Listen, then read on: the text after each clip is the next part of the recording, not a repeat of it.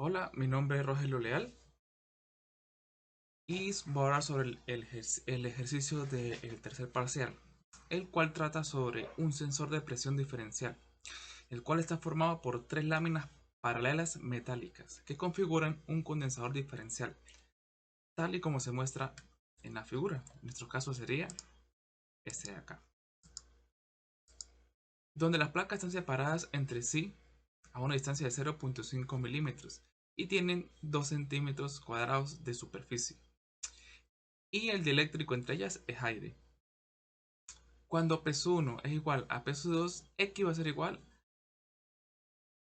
a 0 milímetros. Es decir, que cuando la presión 1 es igual a la presión 2, la distancia va a ser de 0 milímetros. Y cuando P2 menos P1 es máxima,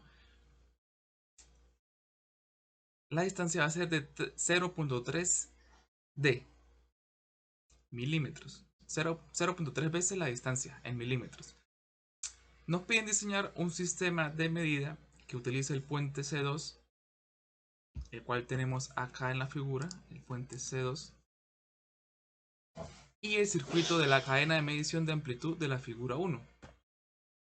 El circuito de la cadena ya lo vamos a mostrar. Para obtener una tensión de salida de entre menos 5 voltios y 5 voltios proporcional a una distancia recorrida desde 0 milímetros hasta 0.3 veces la distancia. Si E es igual a 10 voltios pico y la frecuencia del sistema va a ser de 50 kHz. Debe respetarse un ancho de banda de 3 decibeles de al menos 500 Hz para esta variable. Y nos dice que en el puente R va a ser igual a 10 kiloohmios. Entonces tenemos que hallar los condensadores del puente y hallar los valores para la cadena de medición. Ahora, cuando hablamos de un sensor de presión diferencial, hablamos de un dispositivo que se usa para medir la diferencia de presión entre dos puntos, el cual consta de dos cámaras separadas por una membrana, por una membrana o diafragma también se le llama.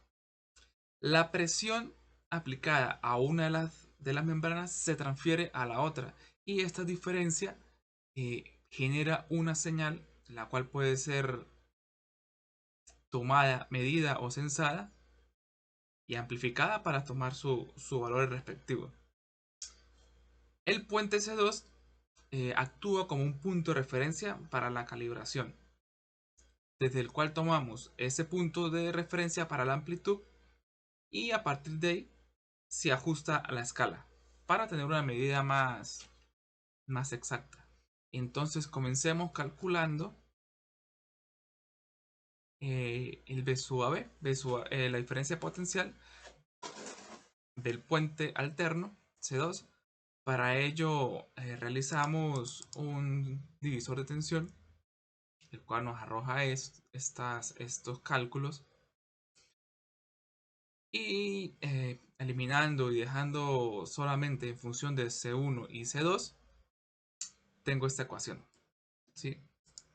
La cual vamos a realizar de la siguiente manera, buscando C1 y C2.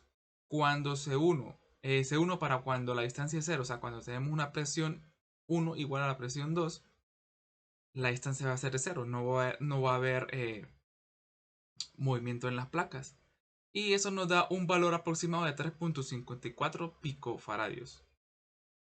Y C1, para cuando se recorre 3 veces la distancia, nos da un valor de 5.06 picofaradios. O sea, sería C1 para una distancia 0 y C1 para una distancia crítica o máxima. Igual hacemos para C2, pero C2 pues ya sería sumándole y sería el otro extremo de la configuración. Entonces, para C2 igual a 0 me da 3.54 picofaradios. Y para C2 en 3 veces la distancia, que es el máximo, me da 2.72 picofaradios. Ahora, buscamos B sub B para cuando X igual a 0 y para cuando X sea máxima. Entonces, cuando X igual a 0, tengo un valor de 0 voltios. Y cuando X igual a 3 veces la distancia, tengo un B sub B igual a 1.5 voltios. Lo que significa que B sub B va a estar entre 0 y 1.5 volts.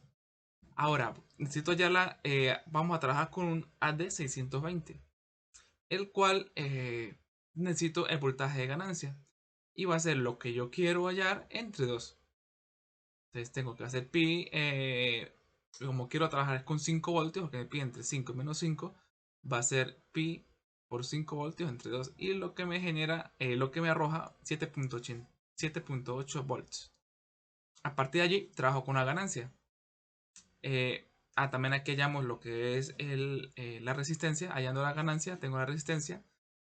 Entonces sería la ganancia de 5.2 y una resistencia de 11.6 kiloohms. Ahora, para buscar los componentes del filtro, sabemos que necesitamos trabajar con una frecuencia de 500 MHz y voy a asumir 100 nanofaradios. Voy a decir que la RF va a ser igual a la RG de 11.6 y los condensadores de 100 nanofaradios. Entonces, en nuestro caso, la cadena de medición nos va a quedar de esta manera. Aquí tenemos un filtro pasa-baja pasivo, ¿sí? El adaptador de niveles, el diferencial y el amplificador diferencial por este lado, el rectificador de precisión y nuestro puente. Aquí introduciríamos lo que son los valores ya hallados anteriormente. Muchas gracias.